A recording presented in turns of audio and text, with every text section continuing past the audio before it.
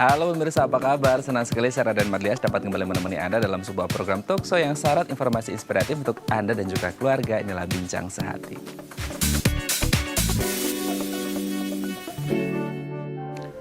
Ya pemirsa, dampak dari pandemi COVID-19 kali ini berdampak pada semua kalangan seperti itu ya. Salah satunya adalah karyawan yang bekerja di sebuah perusahaan. The worst skenario-nya mereka harus mengalami yang namanya pemutusan hubungan kerja alias PHK. Nah ini akan semakin berat kalau mereka ini berperan sebagai tulang punggung keluarga. Mereka ini harus berpikir keras gitu ya untuk tetap memberikan nafkah untuk keluarganya. Nah salah satu yang bisa dilakukan adalah dengan membuka usaha atau menjadi wirausaha. Tapi pertanyaannya, usaha apa yang tepat? Nah inilah topik yang akan kita bahas hari ini, dari karyawan menjadi wirausahawan. Namun sebelum membahasnya, kita akan membahas terlebih dahulu nih fun fact seputar berdamai dengan keadaan. Kita lihat yang pertama ya.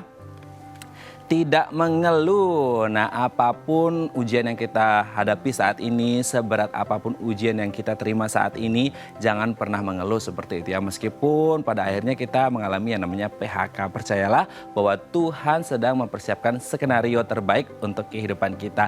Mungkin hari ini kita bersedih, esok hari kita bisa bahagia gitu ya. Yang kedua, kita lihat bersabar. Nah, ada istilah katanya, orang yang sabar itu disayang sama Tuhan, seperti itu. Nah percayalah bahwasanya orang-orang yang sabar ini, dengan kita sabar gitu ya, kita bisa lebih positif lagi, aura kita lebih positif, kita bisa positive thinking, sehingga semuanya bisa berjalan dengan lancar seperti itu ya. Meskipun kita harus PHK, kita harus bersabar supaya ide-ide kreatif itu muncul gitu ya, apalagi untuk buka usaha. Next.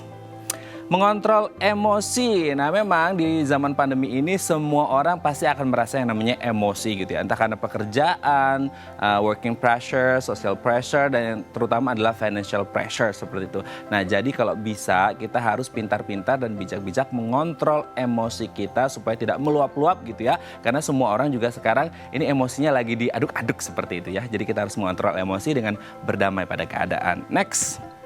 Introspeksi diri. Nah mungkin selama pandemi ini ada sesuatu hal yang nggak baik gitu yang kita alami. Nah ini mungkin bisa menjadi bahan pembelajaran kita untuk mengintrospeksi diri kita. Apa-apa yang sudah kita lakukan selama mungkin setahun atau 2 tahun belakangan ini. Supaya kita bisa mereview nih kehidupan kita seperti apa belakangan ini. Dan akhirnya bisa menjadi pelajaran gitu ya, atau cambuk untuk menjadi lebih maju dan sukses lagi ke depannya. Kita lihat yang terakhir.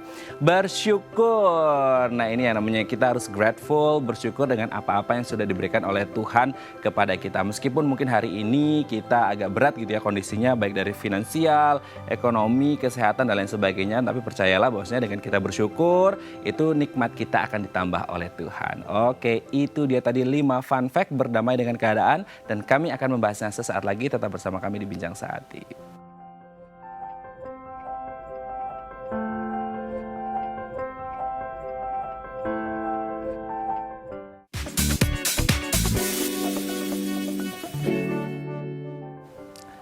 Baik, Anda masih bersama kami di Bincang Sehati. Tadi di segmen sebelumnya kita sudah membahas beberapa fun fact berdamai dengan keadaan. Nah untuk membahasnya telah tersambung bersama kami di sambungan Zoom dengan Miss Jessica Miranda, MPSI Psikolog. Selamat pagi Miss Jessica, apa kabar? Baik, selamat pagi Mas Raden. Selamat pagi juga Miss Jessica. Hari ini kita akan membahas nih bagaimana kita bisa berdamai dengan keadaan gitu ya Miss Jessica. Apalagi kan di masa pandemi ini banyak yang mungkin kena PHK, banyak yang mungkin kehilangan anggota keluarga seperti itu karena masalah kesehatan ya. Jadi kita memang harus bisa berdamai dengan keadaan. Nah bagaimana caranya dan manfaatnya seperti apa, kita akan bahas satu-satu ya. Yang pertama adalah apakah benar tidak mengeluh adalah cara yang dapat dilakukan untuk berdamai dengan keadaan? Oke, nah iya betul gitu. Tapi perlu diketahui bahwa untuk kita sampai kepada tahap tidak mengeluh, setiap individu itu membutuhkan proses. Yang mana setiap individu membutuhkan proses yang berbeda-beda. Jadi mungkin ketika kita awal pandemi, ada yang berpikir bahwa masa sih kita harus di rumah aja gitu. Emang kita ngaruh ya pakai masker gitu. Jadi timbul satu pertanyaan-pertanyaan ke dalam diri kita gitu.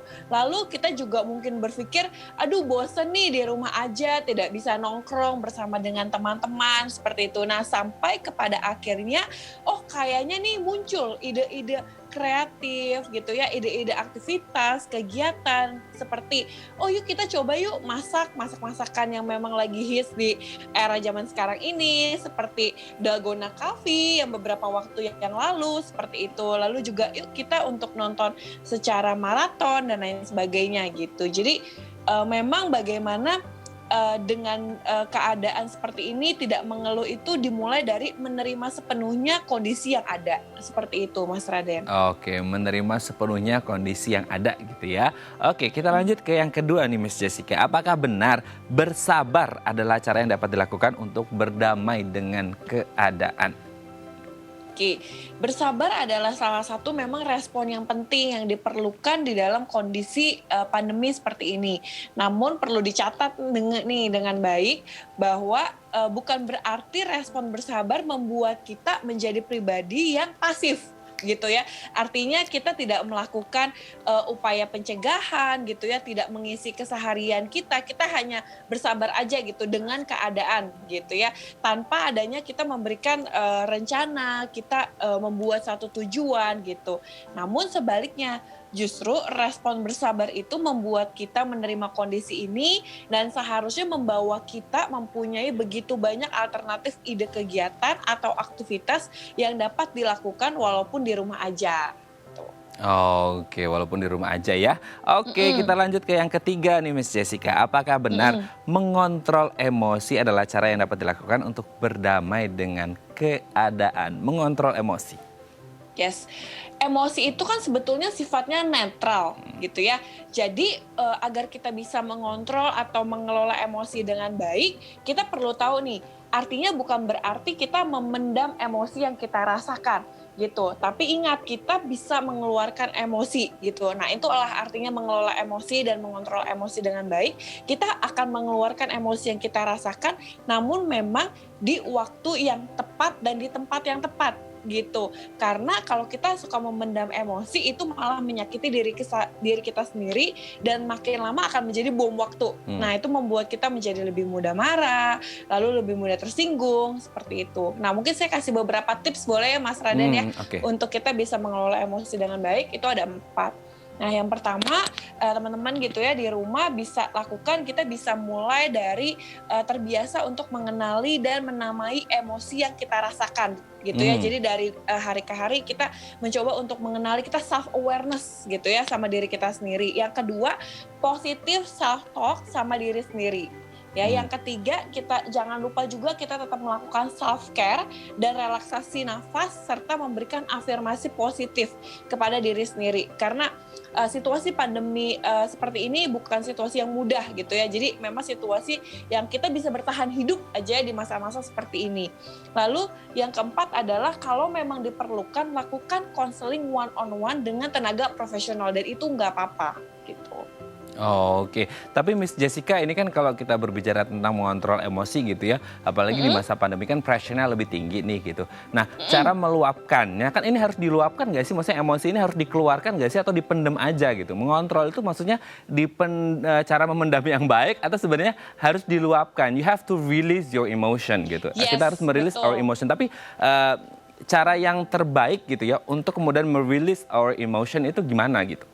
Nah, jadi sebetulnya untuk kita rilis emotion, kalau misalnya memang masih di tahap awal, karena sebetulnya kayak kesehatan mental dan emosi itu seperti spektrum, Mas Raden, ada levelnya. Nah, kalau levelnya awal, dia dengan adanya social support gitu ya, misalnya Zoom bersama dengan teman-teman, melakukan self-care, itu dia bisa cerita. Kan sebetulnya kita menceritakan apa sih yang jadi unek-unek kita, apa sih yang jadi permasalahan kita, itu udah bisa namanya release emotion, seperti itu. Nah, namun apabila memang sudah di tahap yang sudah lebih tinggi gitu ya, emosinya sudah lebih intens gitu, makanya saya bilang kalau emosinya sudah lebih intens dalam seminggu atau 2 minggu merasakan emosi negatif gitu ya yang terus-menerus, itu ada baiknya dibantu oleh tenaga profesional. Tapi selama itu kita bisa luapkan dengan kita self care, ada adanya social support, terus kita dengan melakukan aktivitas, misalnya kita mengeluarkan energi dengan kita memasak, lalu kita baca buku gitu ya, mengalihkan emosi kita yang kita rasakan dengan kita menulis gitu ya, menulis apa yang kita rasakan, me time, juga ada kita melukis. Nah, melukis art juga salah satu kita untuk rilis emosi kita gitu. Jadi kita harus punya media atau cara gitu ya untuk meluapkan atau release our emotion Yes, betul, gitu. ada media. Ada medianya gitu ya. Jadi jangan sampai nggak ada medianya, akhirnya malah kita uring-uringan sendiri, malah nggak bagus gitu ya untuk kesehatan mental kita gitu. Jadi kita di masa pandemi harus berpikir positif dan jernih, akhirnya nggak bisa gitu. Karena kita jadi uring-uringan sendiri gitu ya. Oke, jadi harus disalurkan ke hal-hal yang positif. Yes. Next, Miss Jessica. Apakah benar introspeksi diri adalah cara yang dapat dilakukan untuk berdamai dengan keadaan? Maksudnya kayak gini, di pandemi ini kan kita istilahnya harus ngejar nih untuk yang apalagi yang mereka kena PHK gitu ya, yang udah nggak punya kerjaan lagi, nggak punya nafkah gitu kan, akhirnya mereka istilahnya dalam kehidupan itu go gitu, nggak ada stopnya gitu. Apakah kita perlu namanya kayak istilah dalam otomotif mungkin stop and go gitu, jadi kayak kita perlu ada waktu untuk stop dulu, untuk introspeksi diri, untuk mengetahui plus minusnya kita sehingga kita bisa go lagi gitu. Yes, betul. Jadi introspeksi diri walau bukan menjadi langkah awal untuk berdamai dengan kondisi saat ini gitu ya.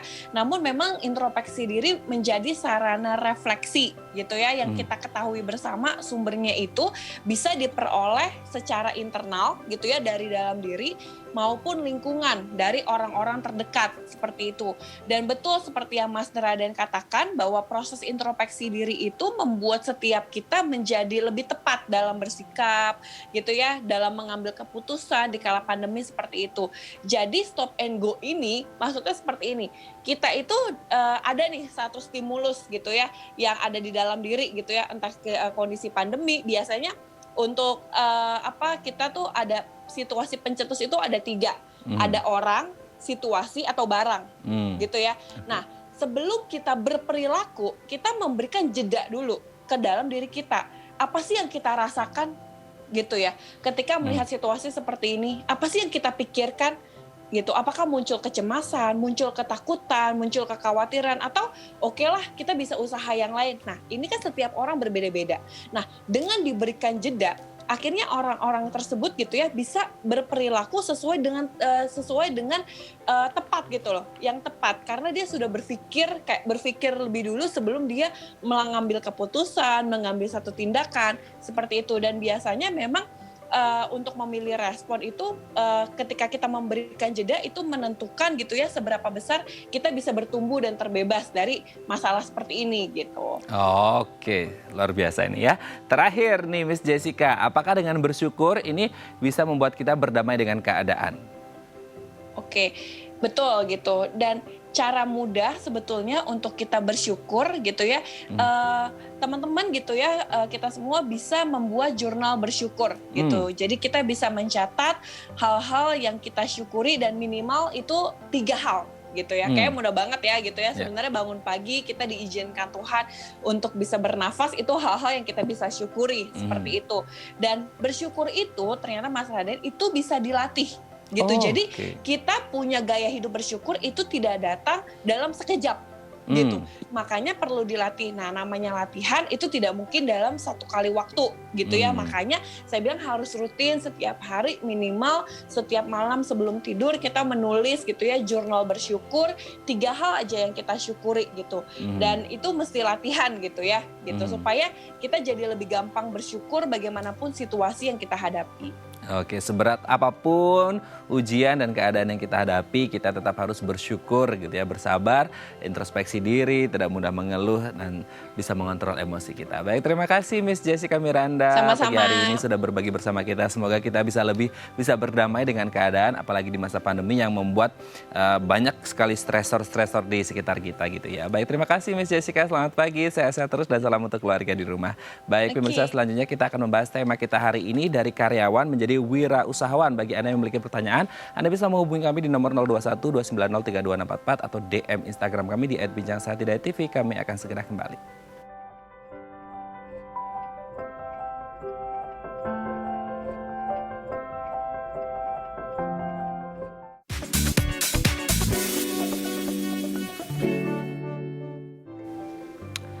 Baik, Anda masih bersama kami di Bincang Sati dan kita masih membahas topik kita hari ini, karyawan menjadi wirausahawan. Bagi Anda yang memiliki pertanyaan, Anda bisa menghubungi kami di nomor 021 290 32644 atau DM Instagram kami di @bincangSati.tv. Telah tersambung bersama kami di sambungan Zoom dengan Mas Budi Raharjo, CFP, perencana keuangan dari One Shield Financial Planning. Selamat pagi Mas Budi, apa kabar? Selamat pagi Mas Raden, kabar baik? Kabar baik ya Mas ya. Mas, hari ini kita akan membahas sesuatu yang mungkin dicari-cari banyak orang di zaman pandemi ini, di masa pandemi ini Mas. Bagaimana kemudian banyak dari teman-teman kita yang in the end of the day-nya, the worst scenario, mereka harus mengalami namanya PHK gitu. Nah, ini akan jadi lebih berat nih Mas kalau akhirnya mereka ini menjadi tulang punggung keluarga. Ini harus memutar otak untuk gimana tetap bisa menafkahi anak istri gitu ya. Nah, pertanyaannya kemudian apa yang bisa dilakukan? Salah satunya dengan menjadi wirausahawan. Nah, sebenarnya yang dimaksud dengan wirausahawan ini apa sebenarnya Mas Budi? Ya, secara sederhananya wirausaha itu orang yang memulai usaha, baik itu dia berdagang, menawarkan jasa, itu bisa kita sebut sebagai wirausahawan ya. Tapi kalau kita menilik dari definisi dari Kamus Besar Bahasa Indonesia, ini ada sebuah kata yang menarik ini, karena wirausaha itu dimulai dari kata wira itu pejuang gitu. Saya rasa ini menunjukkan bahwa memang seseorang yang akan memulai berwirausaha itu dia harus punya sebuah sikap mental pejuang ya. Jadi karena apa? Karena waktu pas seseorang memulai usahanya, itu pasti banyak tantangan yang akan dia mulai. Berbeda ketika dia masih menjadi karyawan, di mana setiap tanggal-tanggal tertentu dia akan mendapatkan gaji gitu ya. Tapi seorang wirausahawan kan dia sangat bergantung kepada hasil usahanya. Kadang hasil usahanya kecil, kadang hasil usahanya memuaskan, dan lain sebagainya, tergantung juga dengan situasi ekonomi. Nah, berarti ada sebuah sikap mental nih Mas, sebenarnya ketika seseorang disebut sebagai seorang wirausahawan, atau istilah kerennya sekarang kan entrepreneur ya, gitu kan. Jadi ini berkaitan dengan sebuah sikap mental pejuang nih kalau seseorang itu sudah mulai ingin menjadi seorang wirausahawan. Itu saya rasa menariknya di situ. Jadi sikap mentalnya apa saja gitu. Sikap mentalnya dimulai dari bahwa mereka ini adalah orang yang bisa jadi menyukai tantangan ya, karena sebenarnya menjadi seorang wirausahawan itu biasanya orang menjadi karyawan kan mencari keamanan dari sisi keamanan gaji dan lain sebagainya kan. Tapi kalau memang seorang wirausahawan, dia harus mengupayakan sendiri untuk menciptakan sumber penghasilannya sendiri, baik itu dengan berdagang, baik itu dengan menawarkan jasa, atau mungkin memproduksi suatu barang gitu, seperti itu. Nah, ini berarti kan ada suatu upaya ya, nggak cuma sekedar tenaga tapi juga kreativitas ya dan lain sebagainya, itu yang harus dicurahkan. Dan saat ini memang seperti tadi Mas Raden ceritakan gitu ya, bahwa banyak juga yang sekarang akhirnya karena dalam suatu kondisi pandemi kemarin tuh riset dari bulan Juni ya, dari BPS itu bahwa ada sekitar 2 atau 3% dari masyarakat kita yang usia produktif itu mengalami PHK. Nah, otomatis kan ini kan mereka kan harus berjibaku ya kan, apalagi kalau mereka yang sudah punya tanggung jawab keluarga, itu mereka berupaya untuk menyambung kehidupan mereka. Di sisi lain pengeluaran harus jalan terus, tapi penghasilan berhenti kan. Nah, di sini mereka akhirnya bermigrasi menjadi seorang wirausahawan. Nah, itu adalah salah satu cara kita untuk bisa menyambung kehidupan kita. Oke, tapi kalau berbicara tentang menjadi wirausahawan kan pasti yang dipikiran orang-orang adalah kemudian masalah modal gitu Mas. Nah, apakah melulu yang namanya usaha ini membutuhkan modal yang besar ini? Atau mungkin ada faktor yang lain yang lebih penting, tidak hanya sekadar capital atau modal gitu, tapi ada yang lain, apa ini kira-kira gitu? Nah, ini juga berkait dengan salah kaprah ya, kaprah. Seseorang ketika mulai usaha itu biasanya selalu terbentur masalah modal. Memang sih, nggak bisa kita hindari bahwa waktu pas kita mulai usaha itu kita butuh modal. Modalnya bisa dua sebenarnya, secara finansial ya. Secara finansial itu baik itu modal untuk memulai usahanya, kemudian juga modal untuk selama bisnisnya belum menghasilkan, atau mungkin menghasilkan tapi belum cukup untuk memenuhi kebutuhan, maka harus ada modal untuk hidup kan ya. Hidup selama anggaplah sebulan, 2 bulan, 3 bulan gitu kan, seperti itu. Tetapi juga sebenarnya modal secara finansial itu tidak selalu menjadi penghalang utama. Meskipun kebanyakan masyarakat, beberapa kali saya melakukan survei gitu ya, mereka selalu bercerita bahwa halangan mereka untuk memulai usaha adalah modal. Padahal berbisnis itu tidak hanya modal dari sisi finansial saja yang harus kita pikirkan, tetapi juga sebenarnya modal juga dari sisi mental ya. Terus kemudian juga modal juga dari sisi pengetahuan dan lain sebagainya, dan modal keahlian. Karena yang paling penting ketika kita memulai usaha itu adalah kemampuan kita menjual produk dan jasa kita. Dan di era seperti saat ini, saya rasa itu adalah salah satu keahlian utama yang harus kita miliki waktu pas kita akan memulai usaha. Nah, itulah yang keahlian untuk menjual ini. Dan sayangnya ilmu untuk menjual ini itu nggak banyak dipelajari di bangku sekolah memang. Itu kita harus belajar ya. Kebetulan kalau buat orang-orang yang sudah pernah kerja di bagian sales, mungkin mereka belajar tuh bahwa ada stepping stone-nya gitu ya, untuk belajar menjual produk atau jasa. Itu ada sebuah langkah-langkahnya gitu ya.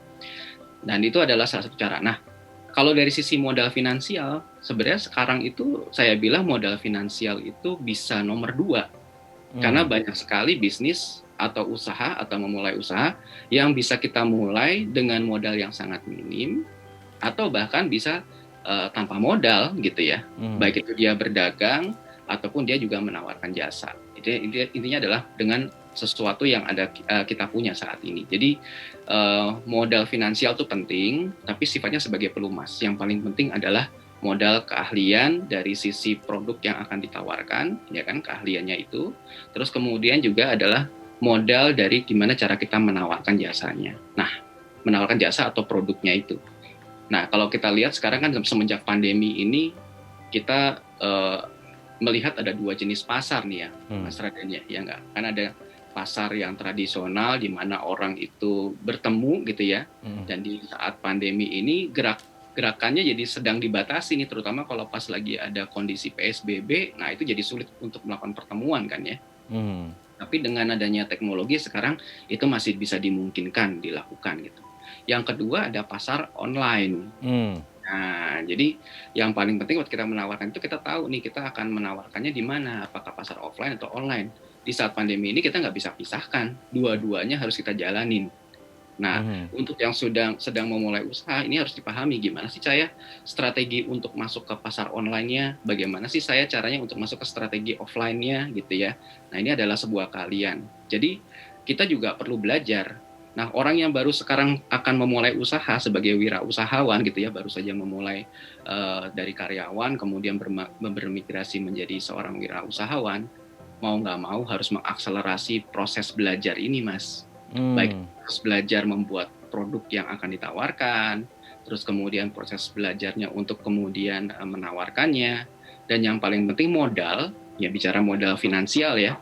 Pastikan bahwa modal itu adalah modal yang kita punya kemampuan saat ini dulu nih, gitu ya. Karena kan kalau kita terlalu banyak tempatkan modal kita untuk tiba-tiba kita berbisnis, gitu ya, itu bukan nggak mungkin nanti khawatirnya hasilnya belum pasti, modal yang dikeluarkan sudah pasti. Jadi kita melakukan testing the water dulu, kita uji coba dulu nih, gimana sih cara kita menawarkannya, apakah ini sudah efisien atau belum. Jadi modal sedikit-sedikit dulu, sesuai dengan kemampuan kita, untuk kemudian kita test the water dulu.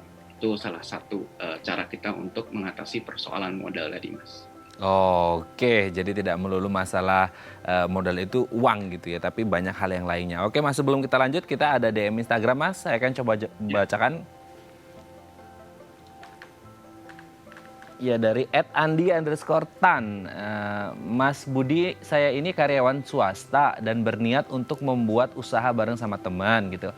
Apakah saya harus resign dulu dari perusahaan atau tetap bekerja dan menjalankan usaha saya? Oke, dari Pak Andi_tan nih, Mas Budi sekarang lagi kerja, cuma mau buka usaha sama teman, baiknya resign atau tetap bekerja gitu? Oke, ya.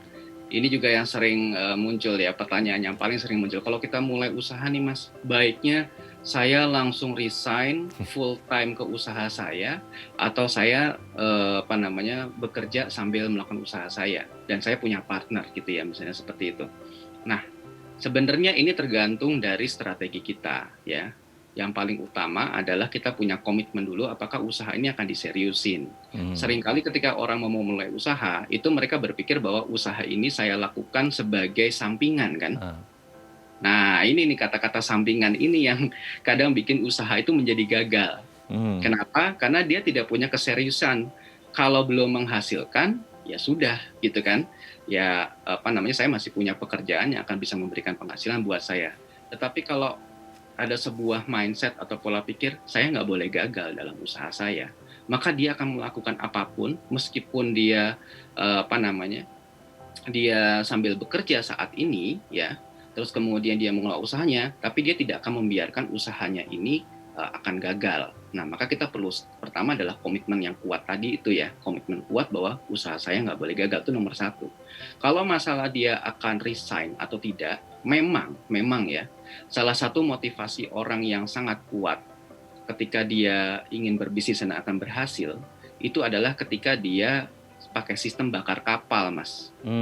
Apa tuh maksudnya bakar kapal gitu? Apa tuh?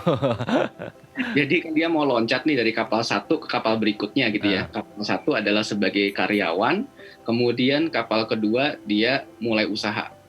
Coba kalau kita di tengah laut yang luas gitu ya, nggak ada pulau di situ, terus kemudian Anda harus pindah kapal dari kapal A karyawan ke menjadi kapal wirausaha, gitu ya. Nah, kalau kita punya 2 kapal, kita masih bisa milih-milih. Oke, ini kapal yang kedua kenapa saya harus pindah ke kapal wirausaha sedangkan kapal yang sebagai karyawan ini masih bisa jalan terus. Tapi kalau dengan sengaja kita bakar nih kapal karyawannya, mau nggak mau kan kita loncat ya ke kapal yang berikutnya daripada kelelep gitu kan ya. Nah, jadi ada suatu sifat keterpaksaan. Kalau Anda resign dari perusahaan Anda, maka ada sebuah dorongan bahwa mau nggak mau saya harus berhasil. Kalau saya nggak berhasil, saya nggak punya income. Kalau saya nggak punya income, apalagi kalau saya punya keluarga saya akan makan apa? Jadi ada faktor kepepet nih. Jadi ada the power of kepepet ya. Iya, betul Mas Raden. Jadi ada sebuah the power of kepepet yang akhirnya membuat kita mencurahkan pikiran kita, tenaga kita, keringat kita, air mata kita untuk supaya usaha ini bisa berkembang. Itu sih ya. Jadi kelebihan dari kelebihan kalau kita resign kemudian kita langsung menekuni usaha atau bisnis kita ini. Gitu. Tetapi tentunya berarti lebih high risk kan sebenarnya. Lebih beresiko tinggi. Lebih beresiko tinggi dalam artian apa? Kalau bisnisnya gagal dan Anda adalah seorang kepala keluarga, maka bukan nggak mungkin Anda akan kehilangan segalanya. Itu termasuk rumah, aset, tabungan, dan lain sebagainya. Tapi high risk, high return gitu ya. Biasanya orang-orang seperti inilah yang akhirnya kayak seperti orang belajar berenang tuh langsung dicemplungin gitu Mas. Ya, dia berusaha untuk survive gitu kan. Yeah. Nah kalau dia yang dia tadi masih di ini, ada kelebihannya juga. Kalau ada apa-apa dengan bisnisnya, maka dia masih punya penghasilan yang masih bisa berjalan. Jadi ini pilihan sesuai dengan risk profile kita. Nah, Mas Andi tadi itu risk profile-nya apa? Dan kalau dia milih bakar kapal, dia resign, pastikan diskusikan dulu dengan pasangan. Karena nanti pasangan ini yang akan bisa mendukung dalam situasi yang berat, ya kan? Karena dia juga akan yang menjalani kan. Waktu pas ternyata bakar kapal, terus kemudian akhirnya berusaha, usahanya dimulai dari awal, kan belum tentu usaha baru dari awal tuh akan menghasilkan keuntungan yang lebih kan. Nah itu kan berarti mungkin gaya hidup harus dikurangin, kemudian mungkin biasanya rekreasi yang atau pengeluaran tersier yang sifatnya kurang penting harus dikurangi dan sebagainya. Mau nggak mau kan itu kan juga akan berdampak kepada keluarga, kepada istri, kepada anak dan sebagainya kan. Dengan dukungan pasangan itu adalah salah satu elemen penting kita waktu pas kita berusaha. Kalau kita dapat dukungan 100% dari pasangan, itu akan lebih mantap lah ya untuk kita jalani. Lebih mantap gitu ya, jadi lebih keputusannya lebih gitu. Oke, semoga ini bisa menjawab pertanyaan dari Pak Andi _Tan. Pokoknya kalau Anda ini risk taker ya take it, tapi kalau belum kayaknya ya leave it dulu gitu ya dengan banyak pertimbangan. Oke Mas Budi, nanti kita akan lanjutkan lagi perbincangan kita dari karyawan menjadi wirausahawan. Bagi Anda pemirsa yang memiliki pertanyaan, Anda bisa menghubungi kami di nomor 021 290 3244 atau DM Instagram kami di @bincangsehatidayatv. Kami akan segera kembali.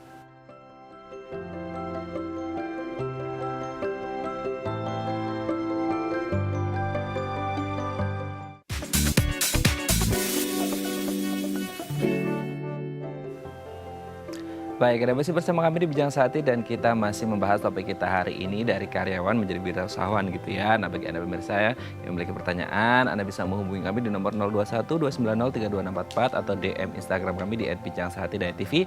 Masih bersama kita semuanya Mas Budi Raharjo, CFP Perencana Keuangan dari One Shield Financial Planning. Mas Budi, kita lanjut lagi ya.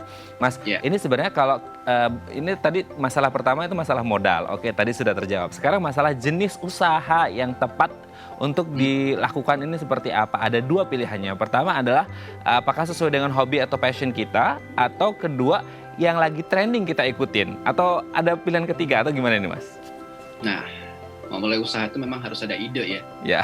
Nah, kalau nggak ada usaha, oke saya udah pingin banget mau mulai usaha, tapi saya nggak tahu yang harus saya jalanin tuh bisnisnya seperti apa, atau saya lagi nggak punya ide, duitnya ada, waktunya ada, keinginannya ada, tapi ide usahanya nggak ada. Memang ini yang harus dicari. Begitu Anda sudah menemukan idenya, apa yang akan Anda jalanin, kemudian Anda bisa memulai usaha itu sekarang juga gitu kan. Jadi ide adalah salah satu kuncinya. Apa sih yang mau kita seriusin? Nah, berkaitan dengan ide ini sebenarnya di zaman sekarang luar biasa banyak, Mas Raden, untuk orang tuh mau berusaha atau mau memulai usaha sendiri dan sebagainya. Kenapa? Karena sekarang baik jasa maupun juga produk, ya kan, baik itu produknya itu berdagang ataupun juga produknya itu adalah kita membuat sendiri. Misalnya kita bikin kue kan berarti kan kita memproduksi sendiri ya. Kemudian bikin bakso gitu, misalnya itu kita memproduksi sendiri, kemudian kita tawarkan. Itu semua peluang itu ada. Kalau jasa baik itu dengan keahlian ataupun tanpa keahlian, itu pun juga bisa juga gitu. Dari sisi barang, kita punya barangnya, nggak ada barangnya, itu pun juga bisa juga. Jadi peluangnya banyak banget. Contoh misalnya, saya nggak punya barang untuk saya mulai. Kalau saya beli barang dulu juga dananya nggak ada. Mungkin sekarang kita juga sudah mengenal ada sistem penjualan menjadi seorang dropshipper. Ya. Nah itu kan dropshipper itu kan sekarang banyak ya, toko-toko online gitu ya. Itu kita bisa pilih, kita dengan modal mencari-cari mana barang-barang yang kelihatannya harganya oke, kemudian vendornya pun juga baik, bisa dipertanggungjawabkan, terus kemudian kita mengajukan untuk menjadi dropshipper dari produk tersebut. Jadi kita tawarkan lagi secara online juga. Dengan sedikit effort menawarkan di sosial media, baik itu Facebook, Instagram, dan lain sebagainya, atau mungkin melalui WhatsApp kita, network kita, ya jaringan kita sudah bisa memulai usaha berdagang tanpa modal dengan melalui sistem dropshipping itu. Jadi kita pesan barang di situ, kemudian kita ambil margin lah sedikit gitu ya, margin sekian persen, maka kita sudah bisa mulai berdagang, bahkan Anda tidak perlu menstok barangnya. Itu contohnya tuh, tanpa modal dan tanpa barang gitu ya. Terus kemudian kita meningkat lagi. Kalau saya punya modal sedikit, nah kita bisa mulai dari modal yang seminimal mungkin untuk bisa kita tanggung resikonya. Karena yang paling penting itu adalah modal berapapun kita harus bisa mulai. Bisnis yang terlalu banyak dipikirkan, gitu kan ya, kita rencanakan itu seringkali kan nggak dijalankan. Padahal kalau kita nggak menjalankan, kita nggak pernah punya pengalaman berbisnis, kita nggak pernah punya pengalaman untuk mulai berjualan. Kita nggak pernah punya pengalaman gagal berbisnis. Kalau kita nggak pernah punya pengalaman berbisnisnya, akhirnya juga bisnisnya nggak bisa berkembang. Kita tidak bisa memperbaiki atau tidak punya keahlian lagi, sehingga kita harus segera mulai. Sedangkan bisnis yang segera dimulai, gitu ya, tentunya dengan tetap dipikirkan. Kalau segera dimulai tapi nggak dipikirkan, gitu, ya nanti akan berujungnya kegagalan juga, gitu kan. Jadi kita segera dimulai, pasti akan dipikirkan dalam perjalanannya. Oh, apa sih yang kurang? Oh, mana sih barang yang laku, mana sih barang yang tidak laku. Nah, itu kan bisa dilakukan. Nah, dengan testing the water tuh bisa. Jadi berdagang tanpa milik barang sendiri pun bisa. Kemudian kita bicara lagi tadi masalah misalnya jasa. Wah, ini yang namanya jasa sekarang luar biasa banyak banget ya. Misal kita punya keahlian apa dari sisi jasa. Beberapa waktu yang lalu saya juga memberikan sharing session untuk para guru. Kalau kita lihat para guru ini kan sekarang mereka juga punya berbagai keahlian ya. Dari sisi keahlian mata pelajaran yang mereka ajarkan, itu mereka punya keahlian gitu ya. Terus kemudian dengan adanya online ini mereka bisa lebih banyak menjangkau siswa sebenarnya begitu kan. Terus kemudian dari sisi kemampuan atau keahlian tertentu misalnya menulis dan lain sebagainya, mereka bisa juga menawarkan jasa mereka untuk menulis misalnya bisnis-bisnis tradisional yang tadinya nggak punya kemampuan untuk online, itu kita bisa bantu juga mereka untuk bisa beranjak ke online, misalnya UMKM. UMKM sekarang juga cukup terdampak ya dengan adanya pandemi ini kan. Nah, tapi mereka tidak menguasai misalnya teknologi, ya teknologi dalam artian bagaimana cara menawarkan secara online dan sebagainya. Kenapa kita tidak bekerja sama dengan mereka? Kita bisa foto barangnya, diedit yang bagus gitu ya. Terus kemudian kita tawarkan, kita bikinkan sebuah akun sosial Instagram atau akun sosial media tersendiri. Kemudian kita tawarkan secara online. Kita kerjasama, setiap pesanan melalui kita, kemudian kita orderkan langsung ke sana dengan harga diskon, sehingga kita dapat rabat atau keuntungan dari penjualan tersebut tanpa modal, tanpa stok, tanpa keahlian. Itu bisa kita lakukan juga di situ. Kemudian kalau kita bicara yang lainnya, mungkin ada yang hobi fotografi, ada videografi dan sebagainya. Mereka bisa aja mulai membangun sosial media, ya kan. Kemudian ada yang YouTube lah dan lain sebagainya, konten-konten YouTube. Yang penting ada punya kemampuan kreativitas, itu bisa sekali dilakukan. Justru kalau menurut saya sekarang begitu banyaknya peluang, itu malah kita bingung. Atau yang berikutnya, yang kedua, kita bisa saja kita mencari ide dengan pengamatan. Simpelnya, pengamatan apa? Pengamatan dari apa saja sih barang-barang yang saya beli sehari-hari. Nah, biasanya ada peluang tuh di situ, gitu ya. Ada peluang di situ. Kalau kita bicara barang sehari-hari, misalnya saya tuh tiap seminggu sekali saya pasti beli belanja kopi, misalnya begitu ya, minum kopi, atau tiap hari mungkin buat aktivitas saya minum kopi. Nah, itu berarti sesuatu yang sedang tren. Nah, bisa aja kita memulai usaha dengan sesuatu yang sedang tren. Sekarang tren yang sedang berkembang apa di masyarakat? Seperti misalnya tadi kopi, kemudian bisa juga pola gaya hidup sehat sekarang juga sedang berkembang nih, Mas. Nah, kan karena dengan adanya pandemi ini orang pengen lebih hati-hati. Apa saja barang-barang kebutuhan mereka yang mereka perlukan saat kondisi pandemi ini, mulai dari masker, hand sanitizer, tisu basah, vitamin, ya kan? Bahkan termasuk juga buah-buahan segar.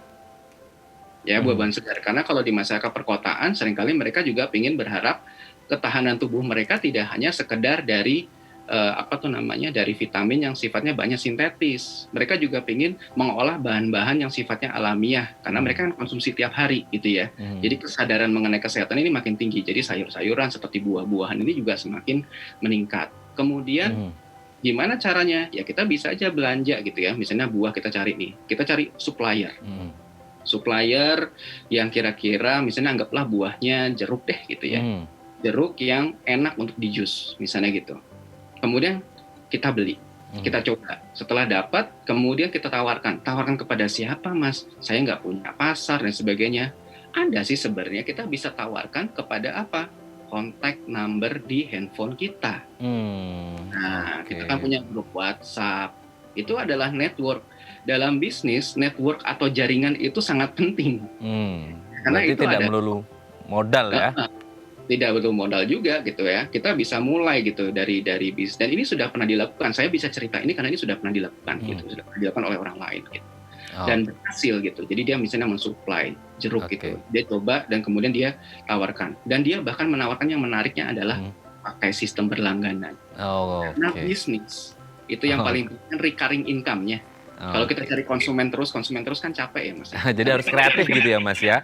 Untuk mengolah networking kita gitu. Tapi kalau berbicara tentang usaha nih, Mas, apalagi di masa pandemi kan, ketika orang nggak punya pekerjaan lagi karena PHK gitu ya, pinginnya cepet-cepet dapat untung gitu. Karena kan mereka harus punya nafkah gitu, untuk keluarganya. Tapi pertanyaannya kemudian berapa lama sih waktu ideal ketika kita buka usaha ini, kayak dari mulainya sampai mendapatkan keuntungan, dan berapa lama waktu yang ideal untuk kita review kayaknya bisnis ini good to go deh, atau kayaknya harus quit atau gimana gitu?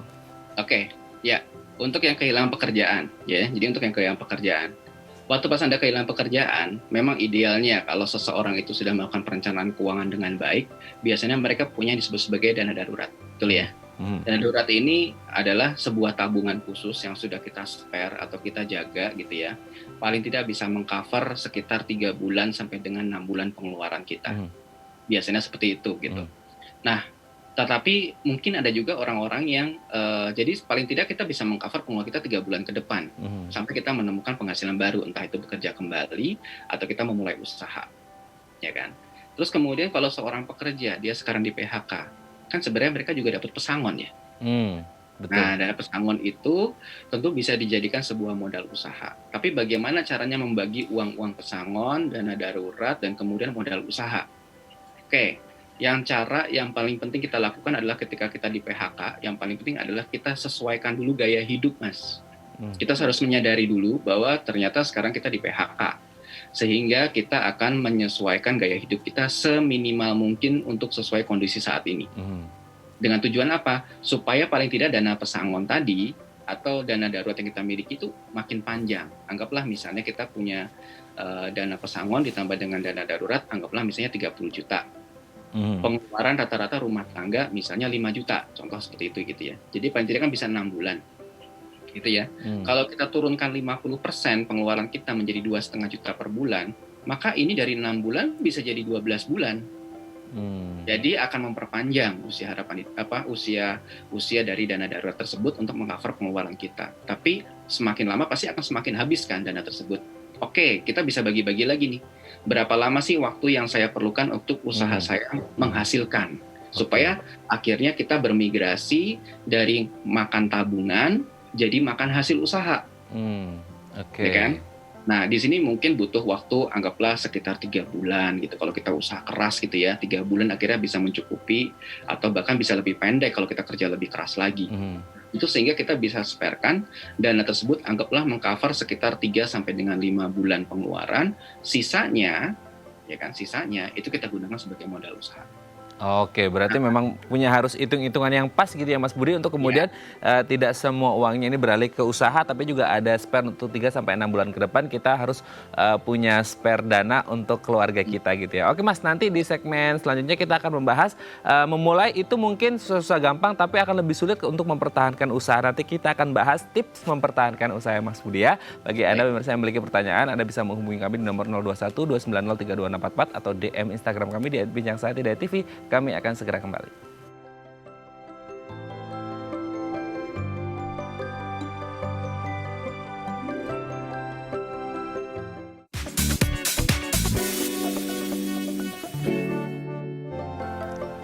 Baik, Anda masih bersama kami di Bincang Saati dan kita masih membahas tema kita hari ini, karyawan menjadi wirausahawan. Masih bersama dengan Mas Budi Raharjo CFP, perencana keuangan dari One Shield Financial Planning. Mas Budi, di segmen terakhir ini kita akan membahas beberapa tips yang bisa kita lakukan untuk mempertahankan usaha ya Mas. Karena sebenarnya kalau memulai itu bisa dikatakan susah-susah gampang, tapi mempertahankan usaha kayaknya agak-agak gampang nih, agak susah nih gitu ya Mas. Kita lihat yang pertama, harus berinovasi. Apakah penting ini kemudian untuk mempertahankan usaha kita Mas Budi? Penting sekali berinovasi. Kenapa? Karena kalau kita berinovasi, kita tidak berkompetisi dengan orang lain. Kita sama-sama jualan bakso.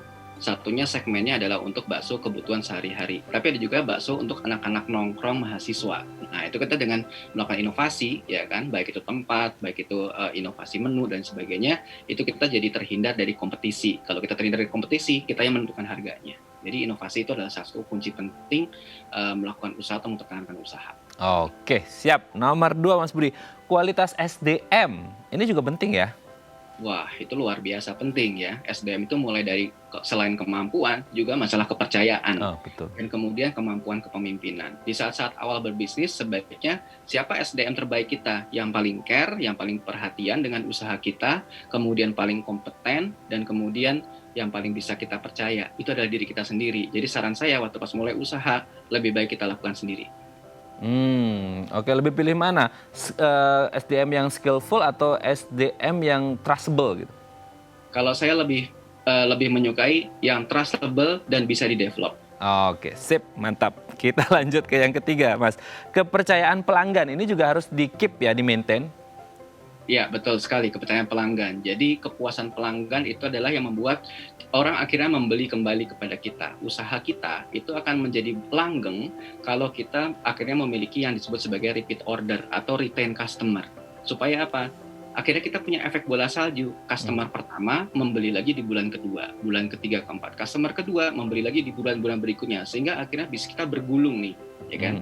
Jadi kalau kita bisa menjaga kepercayaan dan kepuasan pelanggan, maka akhirnya usaha kita akan semakin berkembang. Jagalah kepercayaan pelanggan.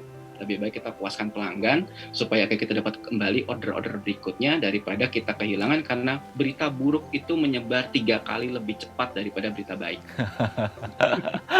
Ini the power of gibah juga mungkin dia Mas Budi ya. Jadi akhirnya yang buruk-buruk ini menyebarnya lebih cepat 3 kali.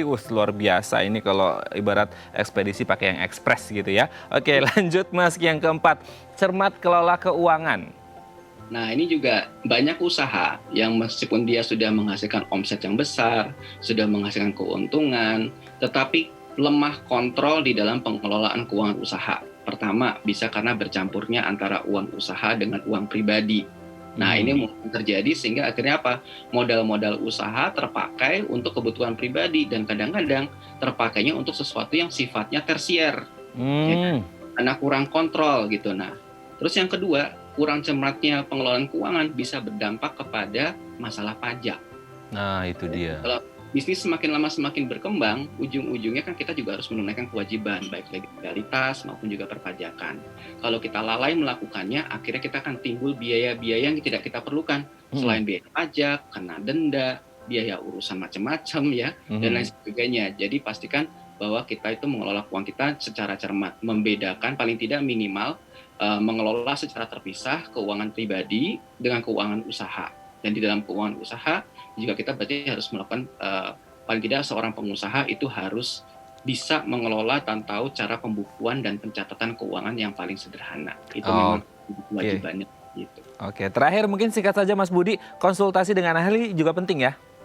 Konsultasi dengan ahli sangat penting. Cari mentor, cari materi-materi, cari inspirasi dan lain sebagainya. Sebanyak mungkin akselerasikan terutama di saat kondisi perubahan ekonomi seperti ini atau di saat Anda mulai usaha. Akselerasikan knowledge-nya. Gitu. Oke, baik. Terima kasih Mas Budi Raharjo, CFP, Financial Planner dari One Shield Financial Planning. Hari ini sudah berbagi bersama kita. Semoga ini yang mau jadi seorang wirausahawan mendapat inspirasi hari ini dari Mas Budi untuk kemudian lebih semangat dan lebih giat lagi untuk menjadi wirausahawan yang sukses. Dan kita doakan semoga rezekinya lancar terus. Mas Budi juga lancar terus, sehat-sehat terus. Terima kasih Mas Budi Raharjo sudah bergabung bersama kami. Salam untuk keluarga di rumah. Baik pemirsa, bagi Anda yang memiliki kritik dan saran, Anda bisa menghubungi kami di nomor 088981005000 atau Anda bisa follow media sosial kami di @bincangsehati.tv. Saya Raden Madlias pamit, sampai jumpa dan selamat berakhir pekan.